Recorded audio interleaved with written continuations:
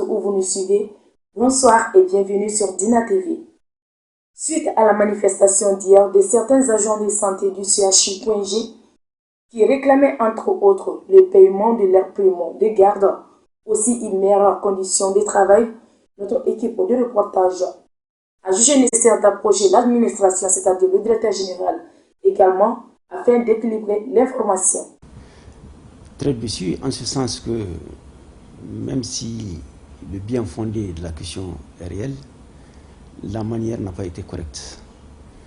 Vu que le syndicat légalement reconnu au niveau du CHU.G et par les autorités syndicales nationales nous avait approchés, nous avons discuté des difficultés en termes de paiement des primes de garde et nous avions pensé qu'on s'était compris sur la question. Je tiens d'abord à faire la part des choses. Que lorsqu'on parle des primes de garde, parce que depuis ce matin, je vois l'interprétation qui se fait sur les réseaux sociaux, les gens parlent des primes de garde liées au Covid. Il ne s'agit nullement pas de cela. Les gens ils parlent des 6 milliards qui ont été annoncés par le président de la République et ils pensent que c'est un détournement de ces 6 milliards. Donc les gens font un amalgame. Je tiens à préciser qu'il ne s'agit pas de la même chose. Dans les structures hospitalières, il y a un certain nombre de dépenses qui reviennent au personnel. Nous avons des contractuels qui ont leur salaire, qui sont payés sur les ressources propres. Nous avons ce qu'on appelle des ristournes, une sorte de motivation qui sont payés sur les ressources propres. Et nous avons les primes de garde, c'est-à-dire chaque fois que les médecins et le personnel infirmier gardent les malades qui les sont payés et qu'on appelle primes de garde. Donc, le salaire des contractuels est payé mensuellement, mais les ristournes et les primes de garde sont payées trimestriellement. Ce qui fait que, au niveau du CHU.G par exemple, lorsque nous regardons sur un trimestre, nous avons environ une enveloppe d'environ 120 millions qui, du coup, est redistribuée au personnel. Le directeur général nous explique le pourquoi de la fermeture de la salle de réanimation aussi du bloc opératoire. Par rapport à la fermeture, d'abord, de la réanimation, je ne dirais pas que la réanimation a été fermée. Elle est fonctionnelle. Elle a été simplement transformée en site d'hébergement des patients du Covid.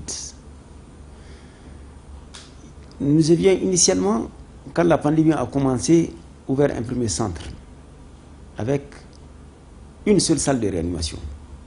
Et ce centre comportait 7 lits. Très rapidement, nous avons été dépassés. Beaucoup de malades venaient avec des besoins de réanimation. Et au niveau national, vu que l'hôpital du Point-G avait plus de réanimateurs que les autres hôpitaux, l'hôpital du Point-G a été dédié comme centre de prise en charge en termes de réanimation des cas les plus graves, pour le bien de la population. À mes collègues, je dis qu'il y a des difficultés, certes. Les difficultés dans les hôpitaux, c'est connu, ça ne date pas d'aujourd'hui. Les recettes vont s'amenuiser de plus en plus avec cette pandémie de Covid. Et Dieu seul sait, personne ne sait quand est-ce que ça prendra fin. Donc, il y a lieu qu'on se donne la main, qu'on comprenne que nous avons le même objectif. Aucun fonds n'a été détourné. Aucun fonds ne pourra être détourné. Nous avons dit à tout un chacun que nos registres de comptabilité sont ouverts, que les gens peuvent vérifier, avoir accès à toutes les informations des recettes qui rentrent, comment est-ce que les recettes sont utilisées. Et il s'agit simplement de venir à l'information pour être bien informé. Je les invite à beaucoup plus de travail. C'est en travaillant qu'on peut renflouer les caisses de l'hôpital. Notons qu'après la manifestation des agents de santé du Point-G devant leur administration, le paiement des paiements de garde a commencé dans la même journée d'hier. Aussi faut-il le rappeler, depuis que le centre hospitalier Point-G a été désigné par le gouvernement malien comme étant un des centres de prise en charge des malades de Covid-19, son économie a fortement chuté.